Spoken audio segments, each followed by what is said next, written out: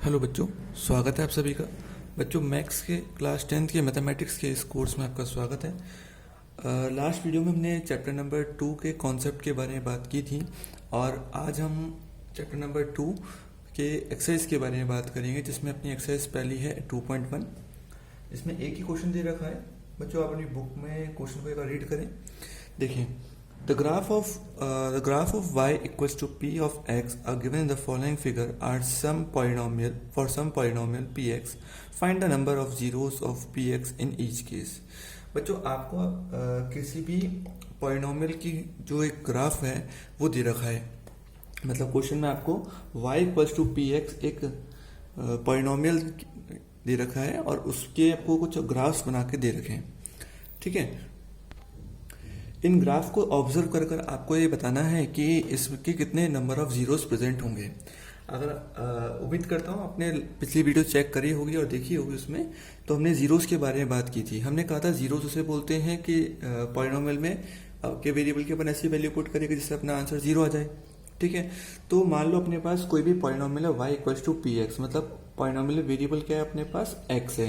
तो आपको जो भी जीरोस आएंगे वो x के इक्वल आएंगे कि x इक्वल्स टू 1, जो भी वैल्यू आएगी अपने पास x के इक्वल में आएगी। और ग्राफ को अपना ग्राफ जब अपन ड्रॉ करेंगे तो वो आपको x एक्सिस पे ही कट करेगा। देखें, जैसे पहले ग्राफ आपको दिख रहा होगा, बुक में देखो, ये ऐसा बना हुआ होगा। तो इसमें देखना, ये देखो, ये लाइन बनी हुई है अपने पास। किसी भी जो ग्राफ ड्रॉ कर रखा है, इसकी लाइन आपके पास ये है। अब ये लाइन एक्स एक्सिस को कितनी बार कट कर रही है या फिर कितने पॉइंट पे कट कर रही है। अब ये लाइन आपके पास सिर्फ वाई एक्सिस को कट कर रही है, एक्स एक्सिस तो बिल्कुल भी कट नहीं कर रही है। तो जिस भी इक्वेशन का, जिस भी पॉलिनोमियल का ये ग्राफ है, उसके जीरो सिर्फ कितने हैं, जीरो है। मतलब एक भी जीरो पॉसिबल नहीं है। ऐसे में सेकंड ग्राफ को चेक करूं। सेकंड ग्राफ में ये जो कर्व बना हुआ है, जो एक पॉलिनोमियल का जो कर्व बना हुआ है, ये आपका एक्स एक्सिस पे एक पॉइंट पे कट कर रहा है। इसका मतलब इससे कितने जीरोस होंगे, 1 जीरोस होंगे। और 1 जीरोस होंगे तो ये किसी लीनियर इक्वेशन या फिर जिसकी डिग्री 1 है उसका ग्राफ बना हुआ है। अगर मैं इसमें इस थर्ड वाले में बात करूं तो ये जो कर्व बना हुआ है, ये अपने पास एक पॉइंट ये और एक पॉइंट ये, मतलब 3 जगहों पे ये एक्स एक्सिस को कट कर रहा है। मतलब ये किसी भी क्यूबिक पॉलिनोमियल का या फिर इसके जीरोस कितने हैं, 3 जीरोस होंगे और एक क्यूबिक पॉलिनोमियल का ग्राफ है। ठीक है, अगर अपन इसके फोर्थ क्वेश्चन में बात करें तो फोर्थ में ये कर्व बना हुआ है इस तरीके से, तो ये 2 जगह अपन को कट कर रहा है एक्स एक्सिस पे। मतलब ये आपके पास इसके जीरोस कितने होंगे, 2 जीरोस होंगे। अच्छा, अपन बात करें फिफ्थ वाले की, तो फिफ्थ में देखो ये 1, 2, 3 और 4, ये 4 जगहों पे एक्स एक्सिस को कट कर रहा है ग्राफ। तो इसका मतलब इसके जीरोस कितने हो गए, 4 हो गए। और इसमें देखिए तो 1, 2, 3, तो ये इसमें जीरोस कितने होंगे, 3 होंगे। बड़ा सिंपल क्वेश्चन है, आपको चेक करना है। अगर आपका पॉलिनोमियल कुछ इस फॉर्म में दे रखा है, y equals to p of x की फॉर्म में दे रखा है, तो आपको कर्व में चेक करना है कि आपके एक्स एक्सिस पे कितना कट हो रहा है, कितनी बार कट हो रहा है, उतने ही जीरोस वो ये उसमें प्रेजेंट होंगे। अगर मान लो अगर ऐसे इस फॉर्म में ना देकर ये ऐसे दे रखा होता, x equals to p of y की फॉर्म में दे रखा होता, तो आपको चेक करना था कि वाई एक्सिस पे कितना कट कर रहा है। डिपेंड करता है कि अपने पास किस फॉर्म में पॉलिनोमियल दे रखा है। ठीक है, ये था अपना 2.1 का कॉन्सेप्ट, 2.1 के सॉल्यूशन। छोटी सी एक्सरसाइज थी। अब नेक्स्ट बात करते हैं हम 2.2 की। अब बच्चों हम बात करते हैं एक्सरसाइज 2.2 की। जैसे क्वेश्चन नंबर 1 का फर्स्ट पार्ट ये है x square minus 2x minus 8। हालांकि क्वेश्चन नंबर 1 क्या कह रहा है, इसको पढ़ते हैं एक बार। Find the zeros of the following quadratic polynomial and verify the relation between the zeros and the coefficient. बच्चों, इसमें आपको क्या करना है कि आपको पहले इसके जीरोस फाइंड करने हैं और जीरोस फाइंड करने के बाद आपको जो रिलेशन दे रखा है उसको वेरीफाई भी करना है। रिलेशन कौन सा, जैसे alpha plus beta equals to minus B upon A and alpha into beta equals to C upon A, जो रिलेशन है उसको वेरीफाई भी करना है। तो पहले अपन इसके जीरोस निकालते हैं। देखो, जीरोस निकालने का तरीका यही है जो हमने 9th में सीखा था, मिडिल टर्म स्प्लिट। वो उसी तरीके से अपन इसके जीरोस फाइंड करेंगे। देखें करते कैसे, एक बार समझे। अगर आपको याद हो तो मिडिल टर्म स्प्लिट कैसे किया जाता है कि जो एक्स स्क्वायर है और ये 8 को अपन पहले मल्टीप्लाई करेंगे, तो मतलब ये होगा अपने पास माइनस 8x स्क्वायर। अब इसको हमें स्प्लिट करना है कुछ इस 2 नंबर में कि जिससे ये दो नंबर मल्टीप्लाई करने पे तो आपका 8x² माइनस का 8x² बन जाए और प्लस या माइनस करने पे ये वापस से 2 बन जाए। अगर आप इसका आइडिया कर पा रहे हो तो अच्छी बात है, अगर नहीं कर पा रहे तो आप इसका प्राइम फैक्टर कर दो। जैसे मैं 8 का अगर प्राइम फैक्टर करता हूं, अगर मैं 8 का प्राइम फैक्टर करता हूं तो 8 का प्राइम फैक्टर ऐसे होगा 2 4 2 2 और 2 1 बार। तो इससे जो प्राइम फैक्टर करने से अपन को आइडिया मिल जाएगा कि अपन इसको किस नंबर में तोड़ें। देखें, हमें चाहिए मल्टीप्लाई करने पे तो 8 और प्लस या माइनस दोनों में से कुछ भी एक करने पे हमें चाहिए बीच मिडल नंबर 2। तो यहाँ पे अपना आइडिया लगता है 2 2 जा 4 और 2 4 और 2, मतलब अगर मैं 4 को 2 से मल्टीप्लाई करूंगा तो 8 बन जाएगा, मतलब 4 2 जा 8 बन रहा है, मल्टीप्लाई करने पे 8 आ रहा है। और यदि मैं 4 में अगर 2 को माइनस करता हूं तो मेरे पास 2 भी आ रहा है। तो मुझे नंबर मिल गए 4 और 2।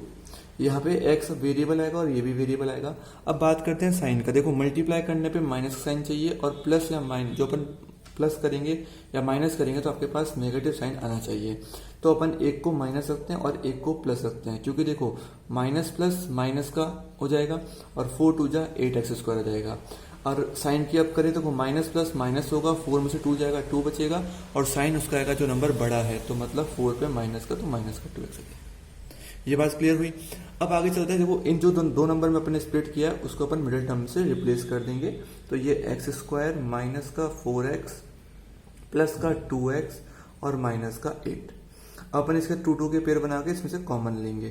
तो x² और माइनस 4x में से x कॉमन आएगा, तो यहाँ पे x माइनस 4 और 2x माइनस 8 में से भी 2 कॉमन आ जाएगा, तो प्लस का 2 कॉमन लेंगे तो x माइनस 4। याद रहे दोनों ब्रैकेट सेम आते हैं, जैसे ये x minus 4 x minus 4 x minus 4 यदि कॉमन लूंगा तो ब्रैकेट में एक और ब्रैकेट आएगा अपने पास x प्लस 2।